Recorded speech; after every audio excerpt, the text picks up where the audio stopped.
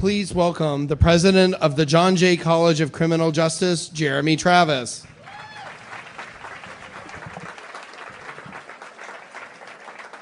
Good evening, friends all. It's just wonderful to look out and see a packed house tonight, see all these supporters and friends of John Jay who have come together to celebrate our 50th anniversary. I want to welcome all of you on behalf of our students and our faculty, our alumni, our staff, and our board. Tonight we celebrate a milestone anniversary in the life of this relatively young institution. 50 years of excellence, 50 years of educating for justice, 50 years of working with young people who then leave here to become fierce advocates for justice, and now populate the world with close to 60,000 alumni who claim this institution as their alma mater. So tonight we honor some very special people and institutions, and you'll hear from them and you'll hear about them. But let me just say how pleased we are to be honoring tonight Mariska Hargitay. Hey, this is her fan club here, obviously. Jim McCann, where's his fan club? And our very good friends, Doug Wood and his folks from the Ford Foundation who are over here. So we'll hear about them more, but I want to say how generous they've been to us to allow us to honor them tonight at this 50th anniversary. It means the world to us to have this opportunity to allow you to talk about the John Jay story. We also have some people who are important to the college in the room tonight, and I want to just ask them to stand. These are our trustees. I'm going to read their names, and if they could just stand and remain standing, and we'll hold the applause till the very end.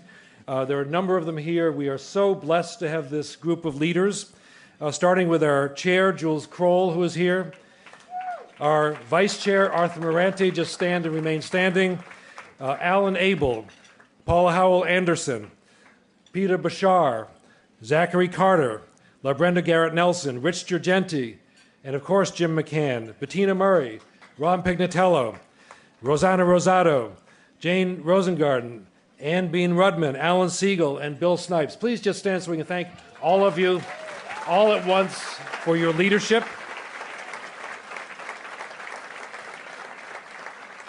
There are a number of other dignitaries, and I'll always take a risk here of their people not being mentioned. You saw downstairs, I don't think he made it up here, but Eric Schneiderman, our Attorney General, came by tonight. We're delighted to have his support. He was an honoree of ours 2 years ago. We also have Malik Yoba, who from the hit show Empire, is here somewhere, I think. Leonard Tao, representing the Tao Foundation. Leonard, we're always happy to have you here, has funded the Tao Advocacy Program at the Prisoner Reentry Institute. With him is Phyllis Mailman, represents our partners at the Mailman School of Public Health. Very sad to say that they wanted to be here, but last minute couldn't. Ellie and Marion Wiesel were going to join us. Ellie received our Justice Medal maybe a year ago. Delighted to have him as part of our family. But we have another Justice Medal recipient who's here, Vivian Nixon, who is here, I think, at the Ford table. Is that right? Right, Vivian? We have two judges here, one sitting, Judge Joseph Maltese, who's on the Supreme Court in the Appellate Division, an alum and a retired judge from the Court of Appeals, Milton Mullen, former deputy mayor, is here, still going strong.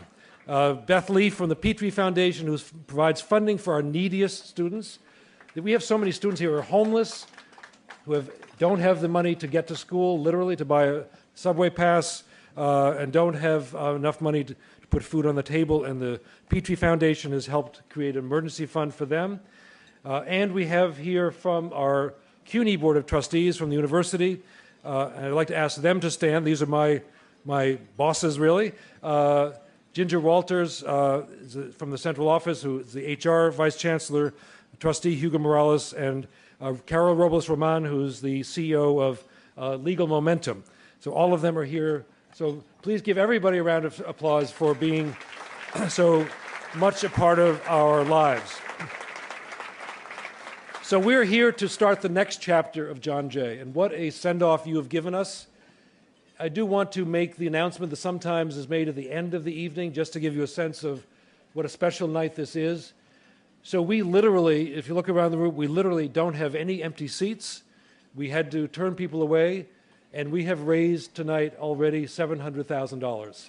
So that is double our previous record. So something special is happening at John Jay, and you have all made it possible, and I want to thank you for your support. This is really, I don't know quite what we do next year with Jane Rosengarten. I don't know what we do next year. But we, actually Lynn Kroll and I have some very good ideas about what to do differently. So we are on a roll. We are now in a silent phase of our next campaign, so you'll be hearing from us. And this is all for the students. This is all to make that possible. So I'm going to now take leave to allow another good friend of the college to come to the microphone, to the podium.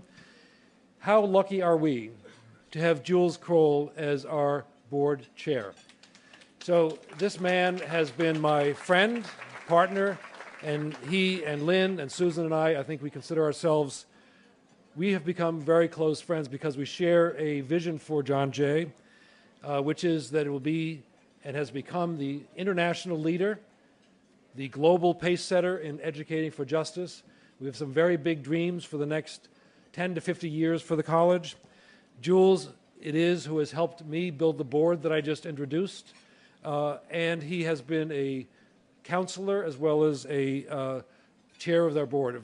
I can't imagine being here without him.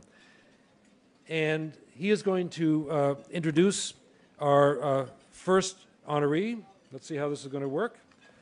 Right. So please join me in a hearty welcome to the podium of our very good friend and board chair, Jules Kroll.